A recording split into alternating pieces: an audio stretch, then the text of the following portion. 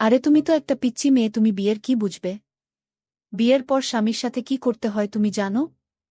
আমার ইচ্ছা তুমি কি পূরণ করতে পারবে? আর তোমার তো বিয়ের বয়স এখনো হয়নি, তবুও তুমি বিয়ে করতে পাগল হয়ে গেছো কেন? পিচ্চি মেয়েটি তখন বলল, আপনার বউয়ের চেয়ে আমি আরও বেশি পারব। আপনার কত বড় আর আপনার কতটুকু ক্ষমতা আছে আমি তা দেখতে চাই। আমি পিচ্চি মেয়ের মুখে এমন কথা শুনে অবাক হয়ে গেলাম। বাচ্চা একটা মেয়ে বলে কি?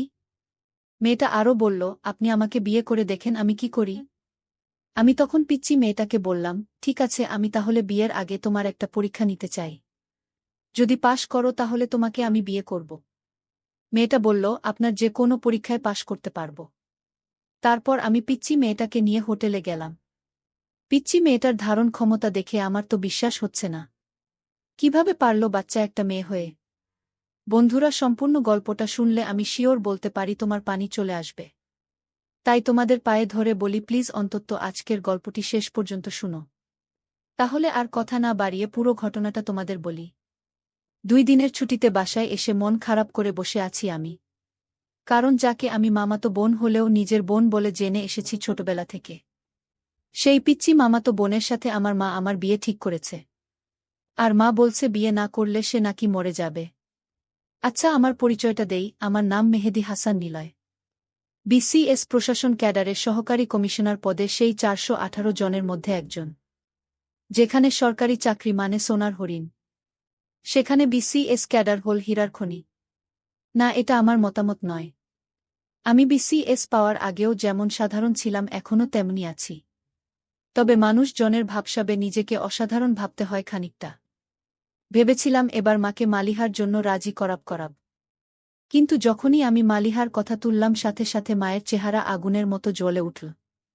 আমি এবারও তাকে আমার ডিসিশন দিলাম না। কেবল তার ডিসিশনের জন্য কিছুক্ষণ দাঁড়িয়ে রইলাম, কিন্তু তারপর মা যা বলল তা তো অসম্ভব।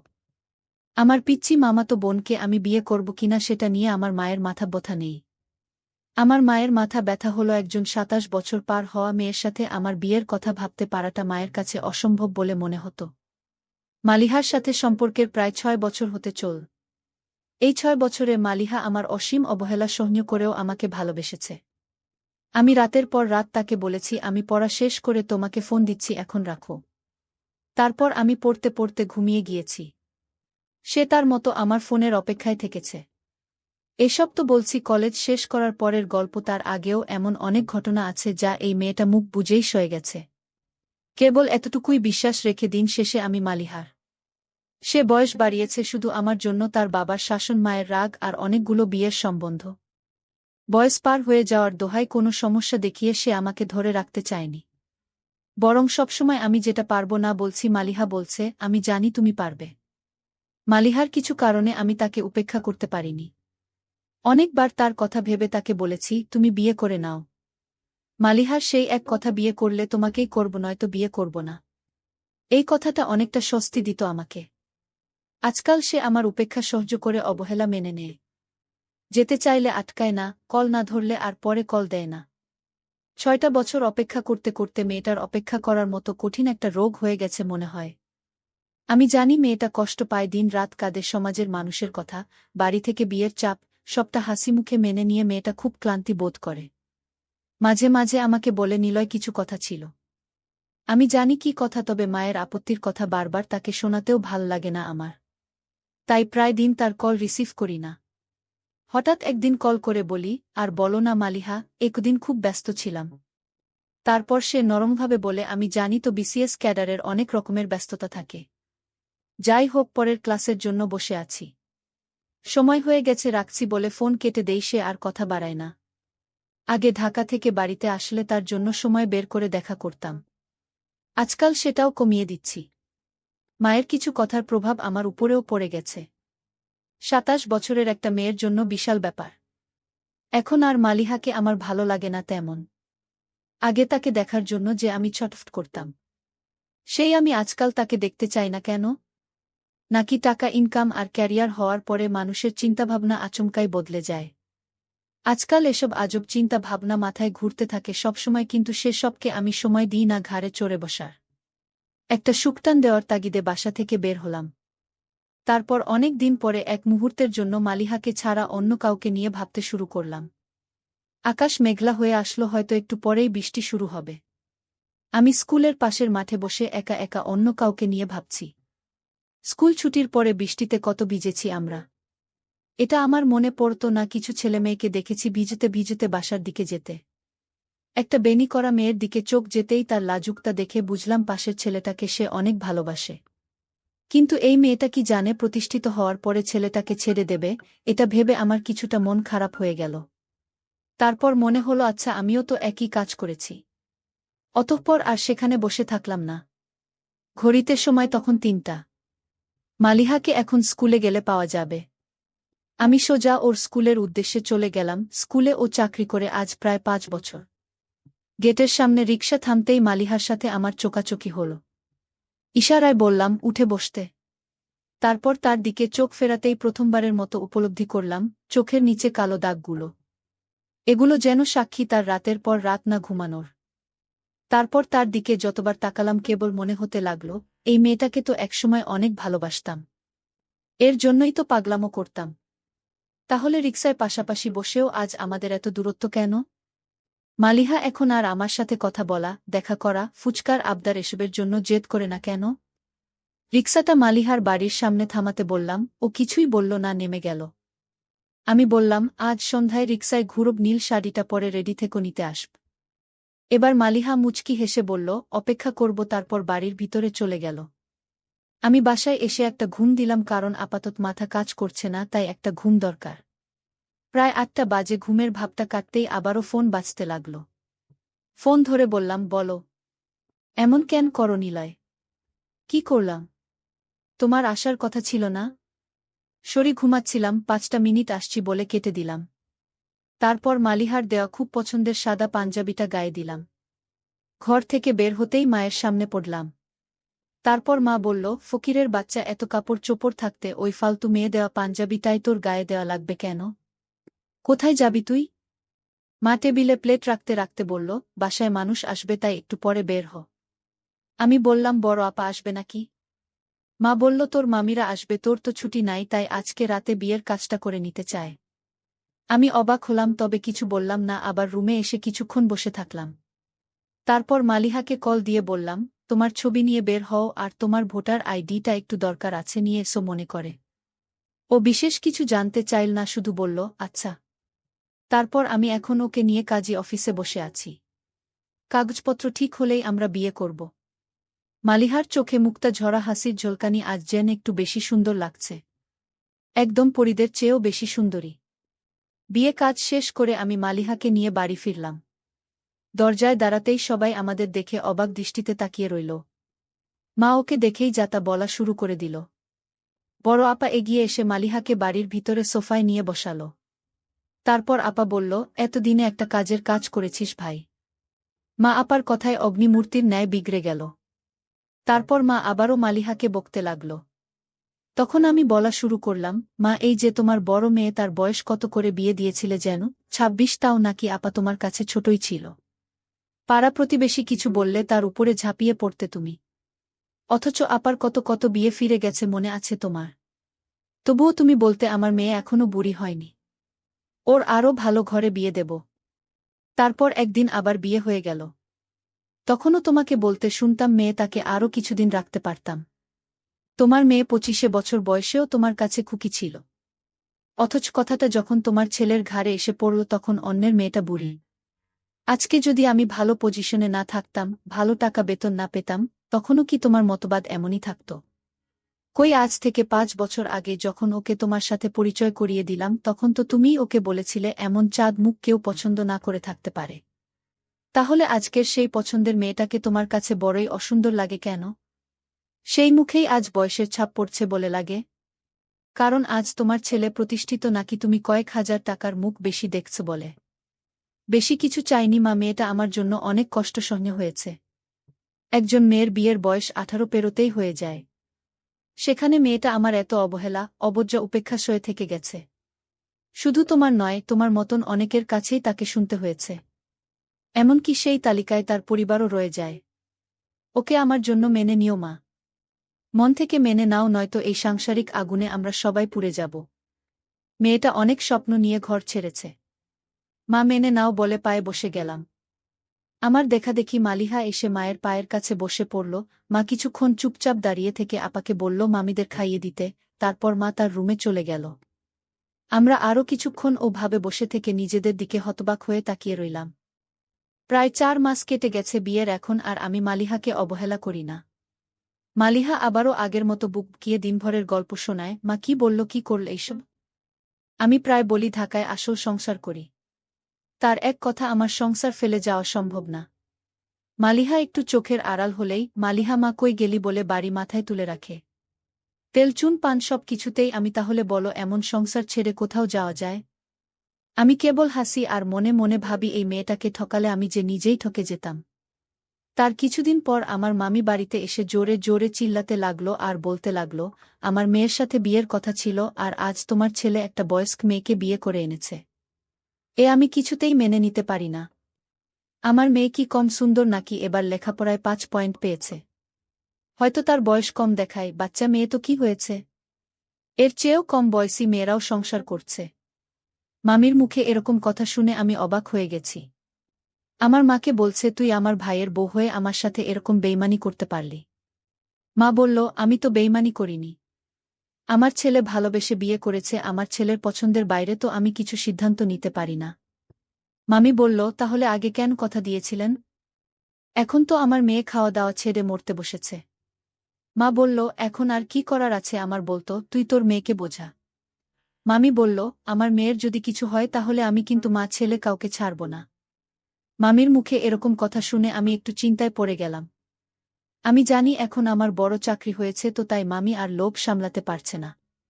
আমি এসব ভাবতে লাগলাম। আমার মাকে বললাম মা তুমি কিচ্ছু চিন্তা করো না। তোমার ভাইয়ের পিচ্চি মেয়েকে আমি সব বুঝিয়ে বলবো। আমি আশা করছি সব ঠিক হয়ে যাবে। মা বলল তাই যেন হয় বাবা, মেয়েটা যদি কিছু করে বসে তাহলে তো তোর উপর ঝামেলা হতে পারে। আমি বললাম মা এ নিয়ে তুমি কোনো চিন্তা করো না। কিভাবে কি করতে হয় আমার সব জানা আছে। তারপর একদিন মামির পিচ্চি মেয়েটা হঠাৎ আমাদের বাড়িতে আসলো। আমি তাকে বললাম আসো তুমি আমার ঘরে আসো। পিচ্চি মেয়েটাই আমার রুমে আসলো, আমি ওকে বসতে বললাম। দেখলাম মেয়েটা কাঁদছে, আমি বললাম এই মেয়ে তুমি কাঁদছো কেন? মেয়েটা বলল আমি আপনাকে ভালোবাসি তাই। আমি বললাম তোমার কি ভালোবাসার বয়স হয়েছে? আর তোমার বিয়ের বয়স হয়নি। এখনই বিয়ের জন্য এত পাগল হয়েছ কেন? পিচ্চি মেয়েটা বলল আপনার স্ত্রীর চাইতে আমি আপনাকে বেশি সময় দিতে পারব। আমার বয়স কম হলেও বিয়ের সকল কার্যক্রম চালিয়ে যেতে পারব। আমি তো এই পিচ্চি মেয়ের কথা শুনে অবাক হয়ে গেলাম। বাচ্চা একটা মেয়ে বলে কি? তার মাথায় মামি কি ভূত চাপিয়ে দিচ্ছে নাকি? আমি তখন পিচ্চি মেয়েটাকে বললাম আচ্ছা ঠিক আছে, তুমি কিছুদিন অপেক্ষা করো। আমি তোমায় বিয়ে করব, তুমি হবে আমার দ্বিতীয় স্ত্রী। এতে কি তোমার আপত্তি আছে? ছোট্ট মেয়েটি বলল আমি শুধু আপনাকে চাই। বিয়ের 1 মাস পর আমায় বিদায় দিয়ে দিলেন, তাবু আমাকে বিয়ে করুন। নইলে আপনাকে ছাড়া আমি বাঁচতে পারব না। পিচ্চি মেয়ে এসব কি বলে 1 মাস পর চলে যাবে? তাও তাকে বিয়ে করতে হবে? আমি তো কিছুই বুঝতেছি না। মেয়েটির মাথায় কি সমস্যা আছে নাকি? আমি মেয়েটাকে বললাম তোমার 1 মাস হলেও চলবে। আর তুমি কিন্তু ছোট, তুমি আমার সকল চাওয়া ইচ্ছা পূরণ করতে পারবে নাকি? পিচ্চি মেয়েটা বলল একবার আপনার দায়িত্ব দিয়ে দেখেন আমি পারি কিনা।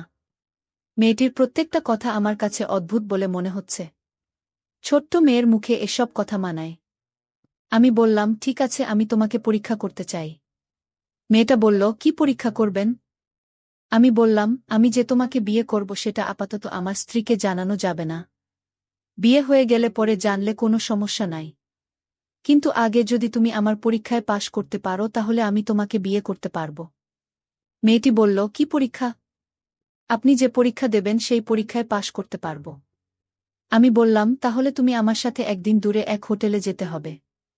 সে বলল আপনি যেখানে যেতে বলবেন সেখানেই যাব। আমি বললাম তাহলে তোমায় নিয়ে মহেশখালী যাব ঘুরতে।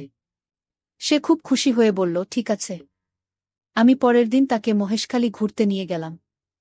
তারপর রাত হলো, আমরা একটা হোটেলে উঠলাম। তারপর আমি বললাম আজ রাতে তোমার পরীক্ষাটা নিবা। তার আগে একটা কথা বলি, তুমি আমায় সত্য করে বলো তো তুমি কি কাউকে ভালোবাসো? বন্ধুরা, ভিডিও মাঝখানে একটা কথা বলতে চাই। আমি তোমাদের আনন্দ দেওয়ার জন্য খুব কষ্ট করে ভিডিও বানাই। তাই তোমাদের কাছে অনুরোধ থাকবে, অবশ্যই এই ভিডিওটি দেখে একটি লাইক করবে এবং সামিয়া ব্লগ চ্যানেলটি সাবস্ক্রাইব করে পাশে থাকবেন। সে বলল, বাসি তো আপনাকে। আমি বললাম, এটা মিথ্যা। তুমি অন্য একটা ছেলেকে ভালোবাস, তাই না? সে বলল, না, আমি আপনাকে ছাড়া কাউকে ভালোবাসি না। তারপর যে ছেলেটি তাকে পাগলের মতো ভালোবাসত, সেই ছেলেটিকে আমি ডাক দিলাম। পঙ্কজ, তুমি আসো তো। পঙ্কজ, তুমি সব খুলে বলো। পঙ্কজ বলল, স্যার, আপনার মামাতো বোন আগে আমাকে পাগলের মতো ভালোবাসত, কিন্তু আপনার যখন বড় চাকরি হয়ে গেছে তখন আপনার মামি তাকে আপনার কাছে বিয়ে দিতে চায়। আপনার মামি বলল, দরকার হয় একদিনের জন্য ওকে বিয়ে কর, কারণ তার সম্পত্তির ভাগ আমি চাই। আপনার মামি একজন লোভী মানুষ। আমি তখন পিচ্চি মেয়েটাকে বললাম, এসব কি বলেছে ছেলেটি?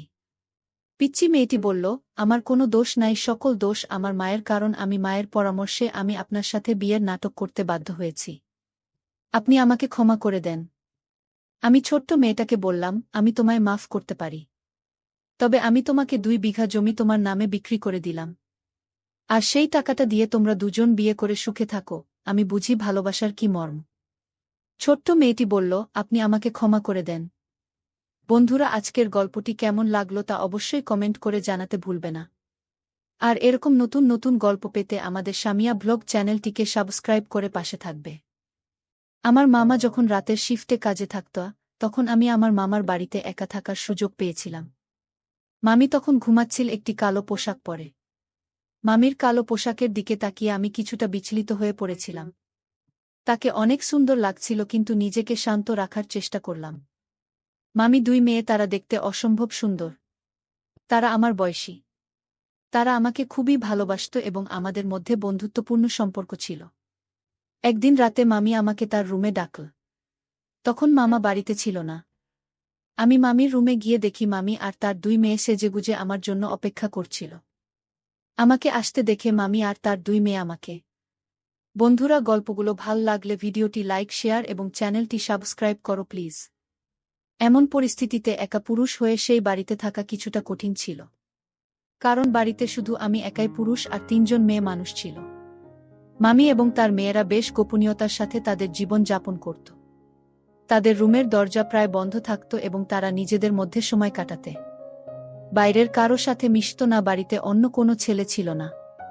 তাই আমি চেষ্টা করতাম সবার সঙ্গে সময় কাটানোর জন্য। মামির 2 মেয়ের জীবনযাত্রার ধরন আমাকে অনেক কিছু শিখিয়েছিল।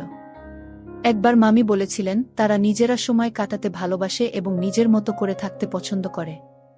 আমার মনে একটা প্রশ্ন জেগেছিল, কিন্তু মামি সব সময় হেসে এড়িয়ে যেতেন, যেন এর পেছনে কিছু রহস্যময় ছিল। এটা আমার জন্য একটা নতুন অভিজ্ঞতা ছিল। আমি প্রায়ই ভাবতাম, কেন মামির 2 মেয়ে তাদের রুমে এতটা সময় কাটায় এবং বাইরের জগতের সঙ্গে কম মিশে। যখন মামার নাইট শিফট শুরু হলো, আমি ধীরে ধীরে বুঝতে পারলাম কেন তারা 10 বছর বয়স থেকে তাদের রুমে বেশিরভাগ সময় কাটাচ্ছে। আমি আমার পরিবারের একমাত্র ছেলে ছিলাম। আর বাড়ির বাকিরা সবাই মহিলা হওয়ায় আমাকে অনেক গুরুত্ব দেওয়া হতো। ছোটবেলা থেকে আমি অনেক কিছু শিখতে শুরু করি। আর আমার বয়সের তুলনায় বেশ পরিপক্ক ছিলাম। তাই আমাকে অনেক দায়িত্ব দেওয়া হতো যে আমাকে খুশি করত।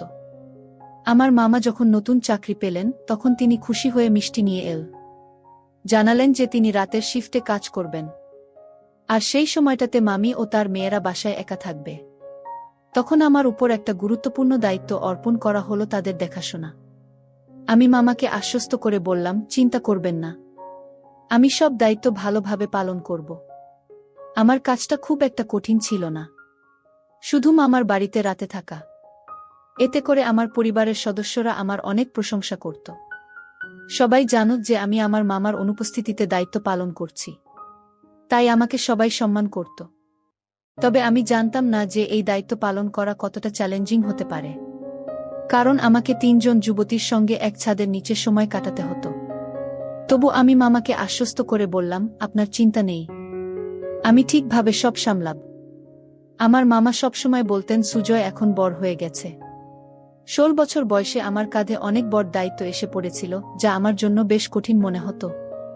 প্রতি সপ্তাহে মামি নিজেই আমাকে নিয়ে আসতেন।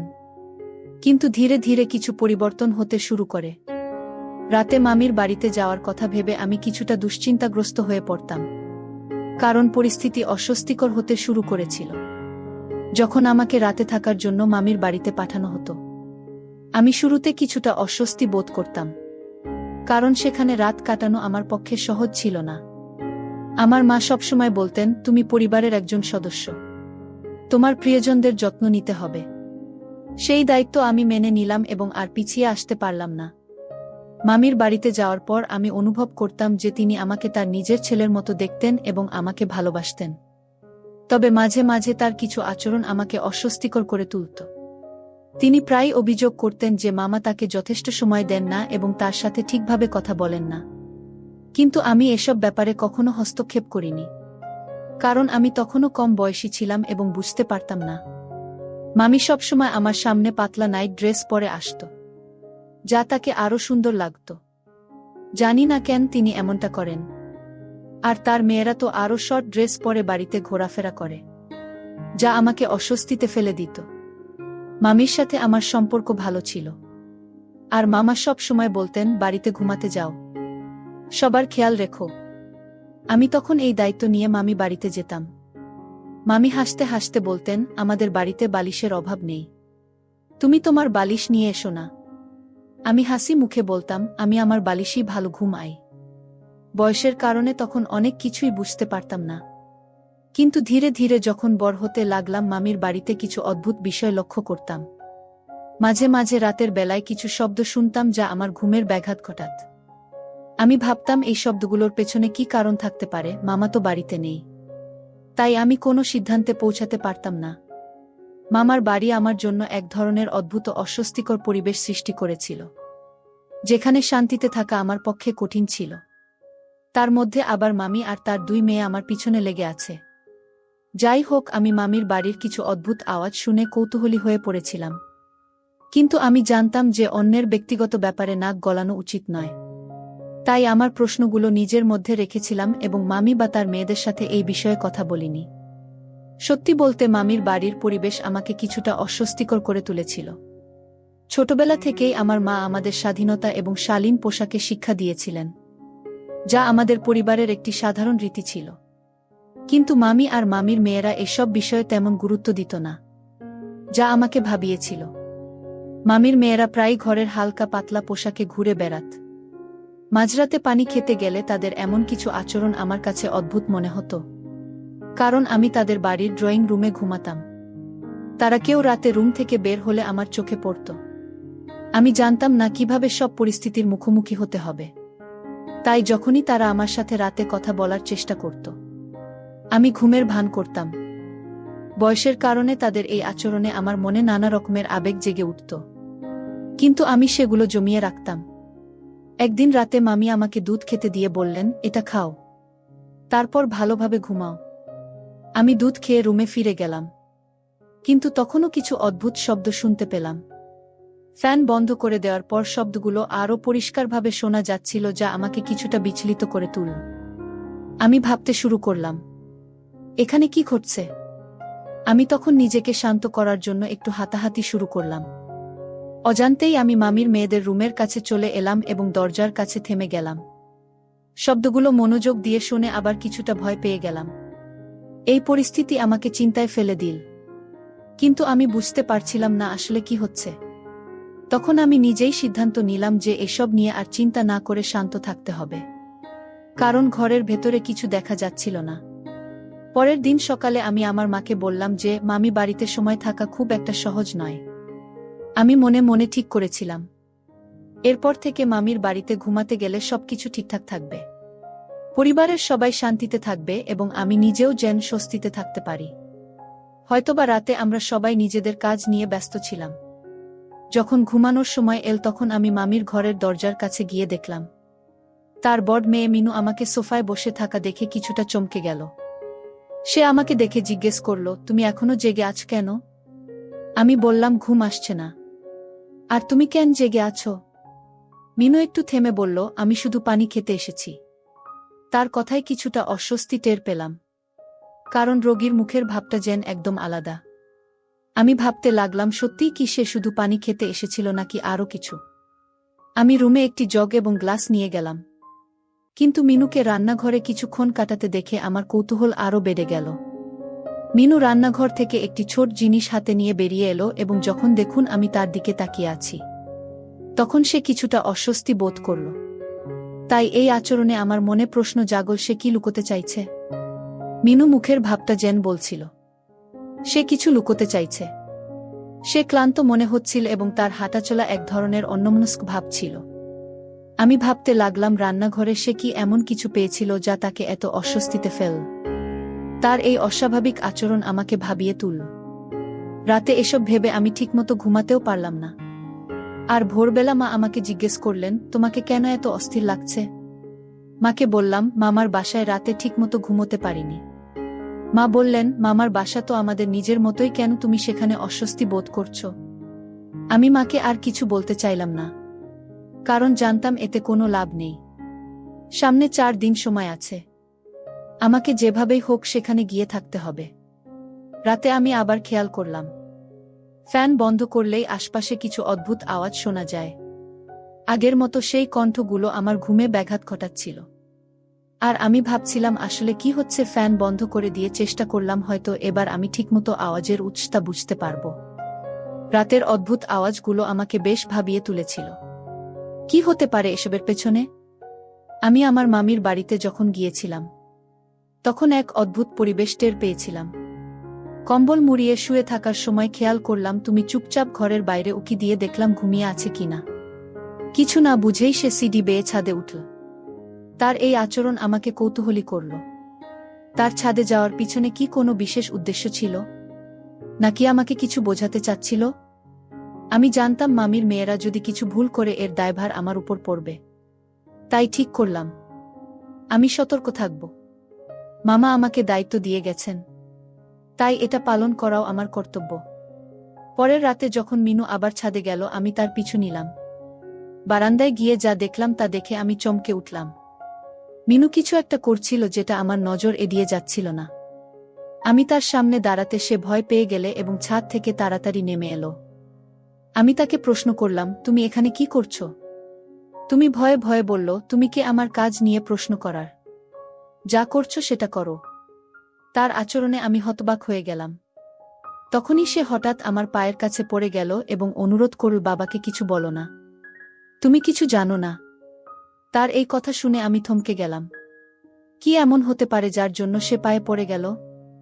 মিনুর কথায় আমার কৌতূহল আরও বেড়ে গেল। এটা কি সত্যি মামির সাথে কোনো সম্পর্কিত ব্যাপার, নাকি কিছু অন্য রকম? তার এভাবে অনুরোধ করাটা আমাকে আরও চিন্তায় ফেল। কিন্তু আমি কিছু না বলে চুপ করে থাকলাম।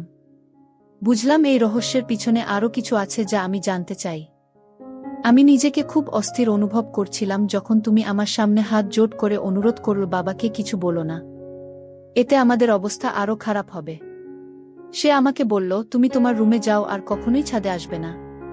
মিনুর কথায় আমার মন অস্থির হয়ে গেল, কারণ আমি কখনো ভাবিনি যে আমার মামির সাথে এমন কিছু ঘটতে পারে। আমি মিনুর কথায় বিশ্বাস করেছিলাম, কিন্তু যা ঘটেছিল তার সত্যতা যাচাই করা আমার জন্য জরুরি হয়ে পড়ল রাতে। সেই ঘটনার পরদিন সকালে আমি বাসায় ফিরলাম, কিন্তু মিনুর চিন্তায় সারাক্ষণ তাড়িত হতে থাকলাম। কিছুক্ষণ পর আমি আমার মামির বাড়িতে গেলাম, কিন্তু এবার দরজায় রিং না করে মামু আমাকে যে চাবি দিয়েছিল তা ব্যবহার করে ভেতরে ঢুকলাম। ভেতরে যা দেখলাম তা দেখে আমি স্তব্ধ হয়ে গেলাম। আমি জানতাম না যে আমার মামি তাদের সৎমা ছিলেন। তার আসল বোনের মৃত্যু হলে মামিকে তাদের দেখাশোনার দায়িত্ব নিতে হয়েছিল। তিনি তাদের শাসনের নামে অত্যাচার করতেন, আর এই অত্যাচার গোপনে চলত। মিনু এবং তার বোন প্রতিদিন এসব সহ্য করত। এক রাতে আমি যখন বারান্দায় গেলাম, দেখলাম মিনু কিছু কালো জাদুর মতো জিনিস ছড়িয়ে বসে আছে। আমি ভাবলাম সে হয়তো কোনো ছেলের জন্য এসব করছে। কিন্তু যখন তাকে জিজ্ঞাসা করলাম, সে বলল, আমি মামির অত্যাচার থেকে মুক্তি পেতে চাই। মিনু বলল, তার এক বান্ধবী তাকে এই উপায়ে শিখিয়েছে, যা নাকি তাকেই কষ্ট থেকে রেহাই দিতে পারে। তুমি আমাকে তার শরীরে আঘাতের চিহ্ন দেখাল, যা প্রমাণ করেছিল সে সত্যিই অনেক কষ্ট সহ্য করেছে। এরপর আমি তাকে ঘরে যেতে দিলাম, আর বাকিটা দিন ভেবে কাটালাম। বিকেলে যখন আমি মামির বাড়িতে ফিরে গেলাম, তখন সবকিছু স্বাভাবিক মনে হলো, কিন্তু মিনুর মুখের কথা আমাকে চিন্তায় ফেলে দিয়েছিল। একদিন আমি গিয়ে মাকে বললাম, এই বাড়িতে তোমার আর কোনো মর্যাদা থাকবে না। আমি সব জানি। আমাকে দেখে মামি হঠাৎ জ্ঞান হারিয়ে ফেললেন। তখন মেজাজ হারিয়ে চিৎকার করে বলতে লাগলেন, এই দুই মেয়ের ভার আর কতদিন বহন করব আমি। তার দুই বোনকে ধরে ঘরে নিয়ে গেলেন। সন্ধ্যায় মা বাড়ি ফিরলে আমি তাকে সব কিছু বললাম। তিনি মামিকে বললেন, তোমার সঙ্গে আর থাকা সম্ভব নয়। বাস্তবতা খুবই কঠিন। একজন সৎ মা কেমন হতে পারে তা আমরা অনেকেই জানি, কিন্তু যখন তিনি এতটা নিষ্ঠুর হয়ে ওঠেন যে নিজের মেয়েদের নির্যাতন করেন, তখন তা সত্যিই অমানবিক। এটা আমাদের সমাজের এক কঠিন বাস্তবতা যে অনেক সময় সৎ মায়েরা প্রথম স্ত্রীর সন্তানদের সাথে অন্যায় আচরণ করেন। শিশুরা কেবলমাত্র ভালোবাসার পিপাসু, আর এই ভালোবাসার অভাব তাদের জন্য ভীষণ ক্ষতিকর হতে পারে। জীবনের যে কোনো পরিস্থিতিতে আমাদের আবেগ ও চিন্তাভাবনা নিয়ন্ত্রণ করা উচিত এবং অন্যের ব্যক্তিগত বিষয়ের সীমা লঙ্ঘন করা উচিত নয়। কারো গোপনীয়তা, ব্যক্তিগত সমস্যায় হস্তক্ষেপ আমাদের জন্য ক্ষতিকর হতে পারে। তাই সঠিক ও ভুলের মধ্যে পার্থক্য বুঝতে শেখা উচিত। বিশেষ করে চ্যালেঞ্জিং পরিস্থিতিতে এই গল্পটি আমাদের শেখায় কঠিন সময়ে দুর্যোধনের সঠিক সিদ্ধান্ত নেওয়া কতটা গুরুত্বপূর্ণ। এতে ভবিষ্যতের সমস্যাগুলি এড়ানো সম্ভব হয়। গল্পটা কেমন লাগলো জানাতে ভুলবে না। আরও এমন মজার রোম্যান্টিক গল্প শুনতে চাইলে ভিডিওটি লাইক, শেয়ার এবং চ্যানেলটি সাবস্ক্রাইব করতে এবং বেল আইকনটি ক্লিক করতে ভুলবে না।